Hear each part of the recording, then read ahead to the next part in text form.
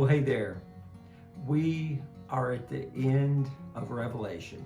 We've gone through the Bible reading challenge this year. This will be the last chapter that I'm talking about, but I want you to, as we finish up, make sure you read this last chapter of the Bible. It's such a beautiful chapter, and we're going to talk about that in just a second. But I want you to spend the rest of the days of the year just reviewing, going back to some of your favorite stories, maybe reading that nativity story again. Maybe it's something else. Maybe it's a psalm or a proverb you read back in the summer. Just review that, enjoy that, and thank you for finishing up strong. And hey, if this is your first time, that's all right as well. Here we are, read Revelation 22. Let me share a thought with you from it.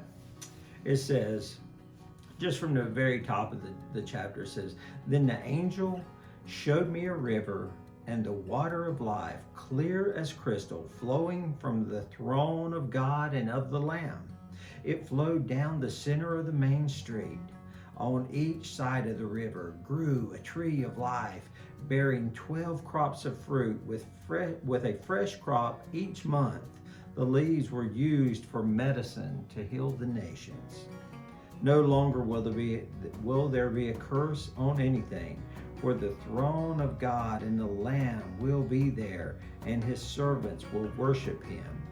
And they will see his face, and his name will be written on their foreheads."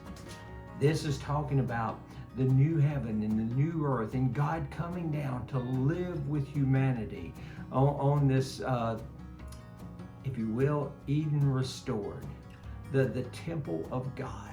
He will dwell in us, among us, with us, and he will provide all that we need. And it says that God's people sing his praises in this last picture frame that we have of God making everything right. Oh, it's so beautiful. And so let's sing of his power. You know, Psalms 59 says, "Sing aloud of your mercy in the morning. Sing, you have been my defense and refuge in the day of my trouble." That's King David writing, talking about God.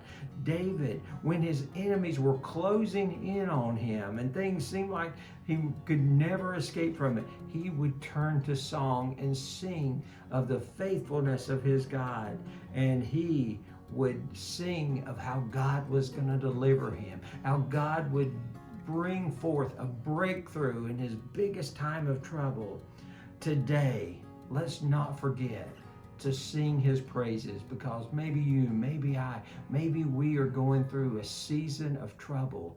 Let's never forget to sing praises to God, because we have just read how it will all end. He will make things right. He will give us breakthroughs now, and he will give the ultimate breakthrough at the end. And so let's not forget that. Jesus is the water of life. And it says in verse 17, "The Spirit said to the bride," that's the people of God, "Come." Let anyone who hears this say, "Come." Let anyone who is thirsty come. Let anyone who desires drink freely from the water of life. Jesus is the light and the life. The Apostle John tells us in his gospel. And now let us never forget to sing these praises, and never forget that as we do that, even in our own times of trouble, people will be drawn to him. And let us not forget that it says in verse 17, "Let anyone who is thirsty drink, and drink freely." That's kind of what Jesus said in Matthew 28:19 and 20 before he descended into heaven.